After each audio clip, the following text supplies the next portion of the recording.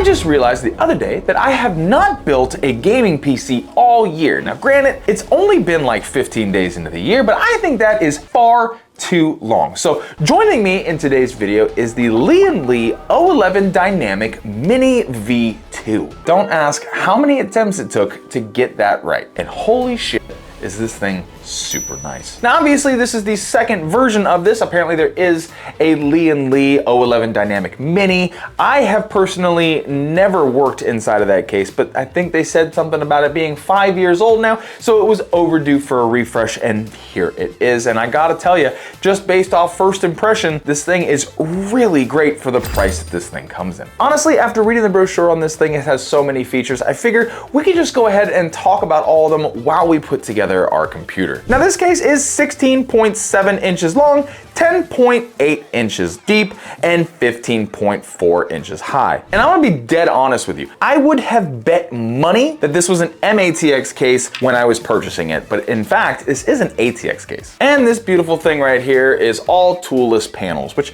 if we're being honest, we should really only be calling it out if it isn't toolless. Everything's pretty much toolless these days. So this case does come in black and in white. I prefer black cases, so I just went ahead and picked that up. And you can get it in two different styles, with or without fans. Now, if you get the one with fans like I did, you get 5 included fans. There are 3 reverse blade intake on the bottom and 2 reverse blade intakes on the back side here. And the version with fans comes in at $99, and without it's $89. Now, I'm not going to be using the fans that are inside of here, and the only reason that I bought the case with the fans is because the one without the fans, it was going to be like a 3-week wait. I just didn't want to wait. I want to build this thing now. Now, as far as case construction, it is all steel except for like this one top piece. This piece right here is plastic, and I think that's actually the only piece of plastic that you can find on here. Now, you do get 2 textures. This is just your basic steel, and then the top here seems like more of like a brushed steel. It looks really, really good. It's just something to know.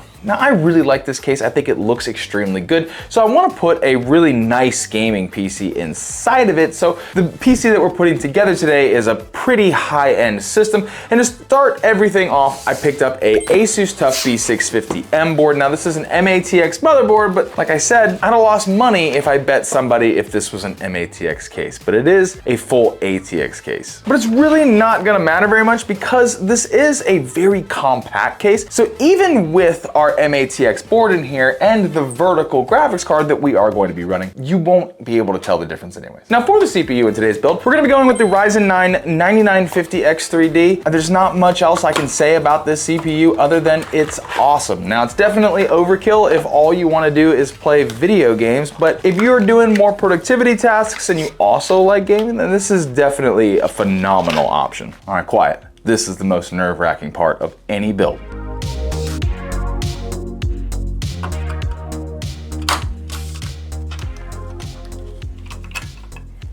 Success. All right, moving on to the most expensive part of this build, the RAM. No, I kid, but this is stupid expensive these days. It's single-handedly like destroying PC gaming. But for this build, we're going with a modest 32 gig kit, 6,000 megatransfers per second of G.Skill Trident Z5 RAM.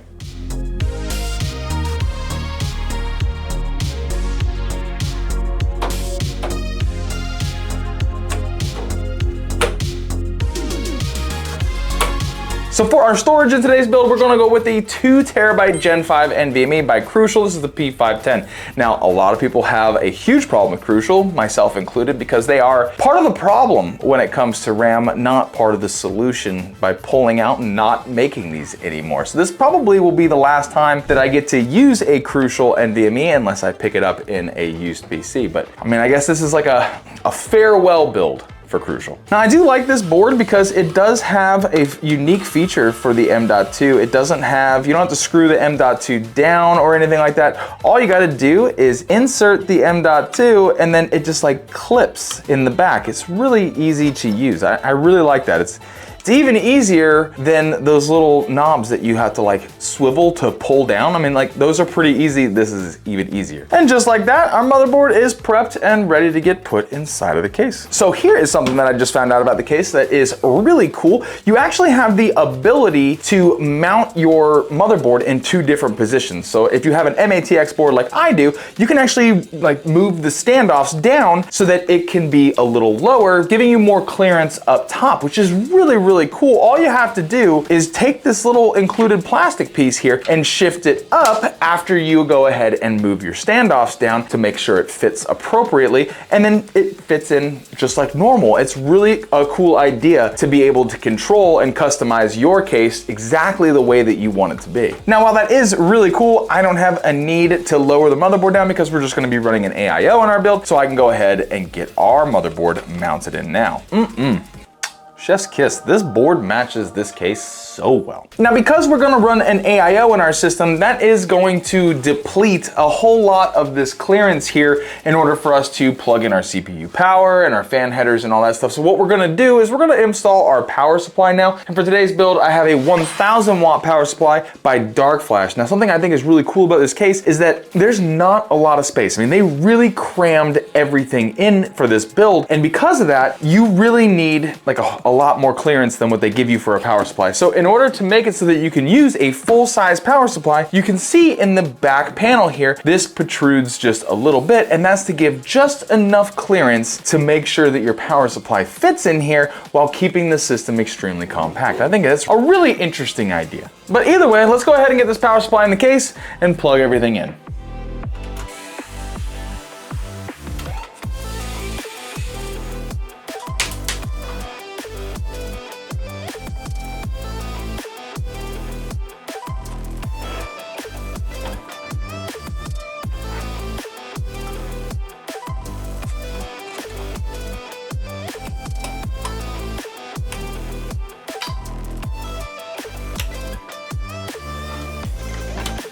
Now, without a doubt, my favorite thing about this case is the bottom fans. They are angled for better GPU cooling, but on top of the fact that it offers better performance, I also love the way that it looks because this is an extremely compact case. If you were to run an AIO, plus the angled fans, plus a vertical mount, it's going to give the appearance of this case being action-packed full of hardware, and that is a great idea in my mind. Now, the bottom fans here, they're not gonna be sticking around. We're gonna be switching them out for some different fans, and that's only because I want a little bit of RGB, nothing over the top, nothing too crazy, but at least a little RGB. And to do that, I picked up some very, very awesome fans that I've used before and really love. And that is these TL fans by Thermalright. I absolutely love the RGB. They're very, very minimalistic with only small little strips of RGB around the corners, and it just gives, once it's all put together, it gives an absolutely beautiful look that is unique. Not a ton of people have it. Now, my first thought was to go with Lian Li fans, but everybody uses Lian Li fans, and I'm just not going to do that. So I'm gonna switch it for these Thermalright fans, and we're gonna see how the system looks, because I think that these are gonna make this system look great. So let's go ahead and get these fans out of here. Now, removing the bottom fans is as easy as removing these 2 screws. Once you remove these 2 screws down here at the bottom, the entire tray will come out and make it really easy for you to switch out your fans to whatever you want. We're also gonna be replacing these 2 fans here in the rear. It's a very simple process to remove these, just 4 screws, and they come right out. These fans just look so darn good in here. Honestly, even if you were to run these fans with no RGB, just turn off all your RGB, they would still look phenomenal. And I absolutely love the idea that these are all just one piece. So 3 fans come together in one, let's just call them a brick. So it's one brick of fans rather than 3 individual fans. It cuts down on how many wires you have in here, while it also keeps this cheap. Now, because like you can get the Lian Li fans that all run off 1 wire, but these are substantially cheaper. And to be completely honest with you, I've used these in one other build, and God, Oh, they look great. All right, so it is officially AIO time, so let's go ahead and grab that. We're going to be attempting to add in this Vision 360mm AIO to the case. Now, the reason I say attempt is because this thing is pretty big. The screen on here is massive, and I've seen a bunch of pictures of this case, and the clearance from the graphics card, if you run the graphics card vertically, and the AIO, it seems to kind of overlap, and this sticks out quite a bit, so only time will tell if this will fit in this case. If not, I have another AIO that I can put in here. It's just not this AIO because I really want to use this AIO. Plus, the fans that come with this AIO are these exact same fans, so it works out really well.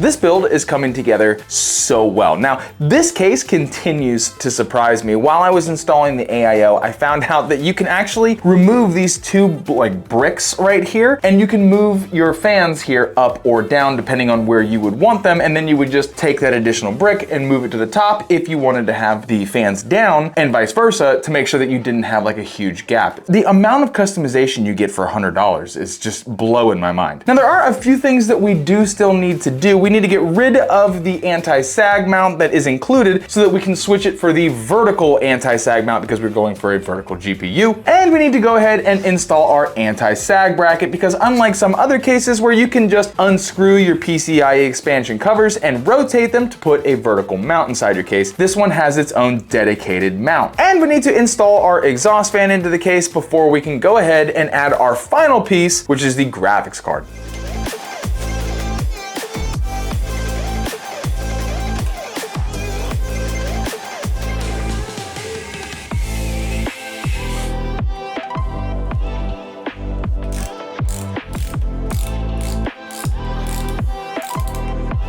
So now for everyone's favorite part of pretty much every single PC that has ever been put together ever, the graphics card selection. Now, we are running a 9950 X3D CPU, which is an extremely powerful processor, so it only makes sense that we run a powerful graphics card. Putting a 5070 or a 9060 XT in here would work just fine, but it wouldn't be doing that CPU justice. So for this build, we are going to be using this Gigabyte RTX 5080, and I love this card for this build, and the reason I love this pairing so much is that there is a thin strip of RGB lights around each fan on this graphics card, so we get more RGB that is very subtle to match the very subtle RGB on the fans inside of here, and I think that the pairing is going to look phenomenal. So let's go ahead and get this in here and then see if we can get the AIO screen on, because it looks like it's gonna be a pretty tight fit in here.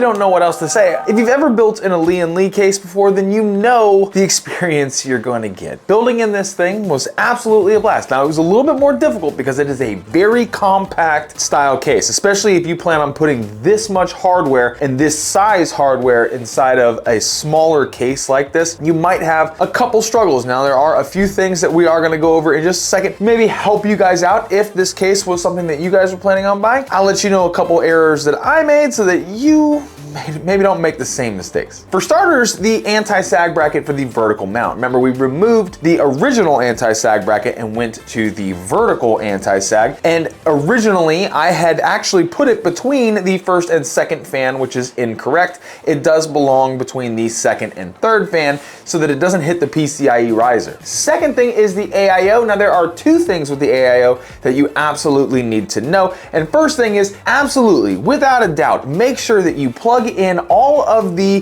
fan headers, the CPU power pins before you plug in your AIO, before you install your AIO, because you are absolutely 100% not going to be able to access those ports once your AIO is in here. Now, if you're going air cooling, I don't think that that's going to be the same issue, or if you're planning on dropping down your motherboard like I told you guys about in the beginning of the video, you may have some more clearance to be able to access those areas a little bit better. But if you're going to keep the motherboard stock like I did and add an AIO, you're never going to be able to reach inside of the top ports of your motherboard here. So make sure all of that is plugged in ahead of time. The second thing that you need to know about an AIO inside of this case is that you want to pay attention to how the AIO's pump head is mounted. Unfortunately, for this particular AIO, you can't rotate the way that it is mounted, making it so that the orientation of the tubes comes out of the bottom of the AIO pump head and then has to bend to go this direction behind the graphics card, and that puts a little bit of pressure on my graphics card, pushing it out a little bit. And now I was able to fix it, and it's working properly. I'm not worried about the graphics card, but it is something to be mindful of. If you could get an AIO where you could rotate the pump head and make it so that the tubes were coming out of the side, it would give you a little bit more clearance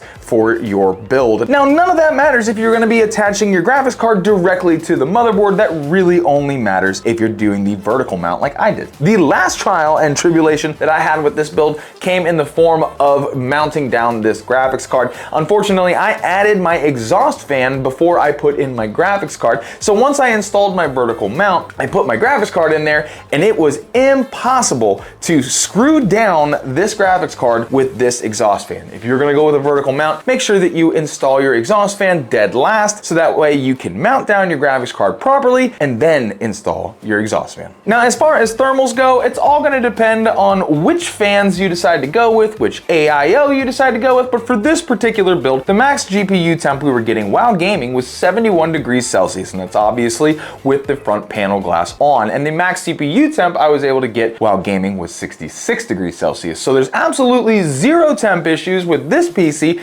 even though it is like action-packed with hardware. Now, please don't come for me in the comment section about my cable management. I understand that it is not the best, but I'm not Dan Cam, I'm not spending all day on cable management, even though his cable management is top-notch, absolutely stellar. But in the back of the unit here, there are plenty of tie downs to make sure that you can keep your cables nice and tidy. But now I will say, if you are going to be utilizing these top straps, please be careful. Do not pull them too far, because once it comes out, it's pretty much impossible to put back in as long as that power supply is in there. But honestly, does it really even matter? Because you're just gonna cover it with this big bar anyways, and it's gonna look phenomenal. Now, as always, I'm going to put links to all of the items that we use to put this build together in the description down below, so that if you guys feel like you wanna check any of it out, please feel free. Now, if you did have a little bit of fun here with me today, please consider hitting the subscribe button. It goes a long way in helping my little channel grow and succeed in life. Plus, I'd like to see you here more often. Also, you can hit the like button. That would be great. Now, if you enjoyed this build, please consider checking out some of my other builds. We have put together some absolutely phenomenal PCs on this channel, taking a look at some of the coolest cases that are on the market. And they're all just a click away. See you next week, guys.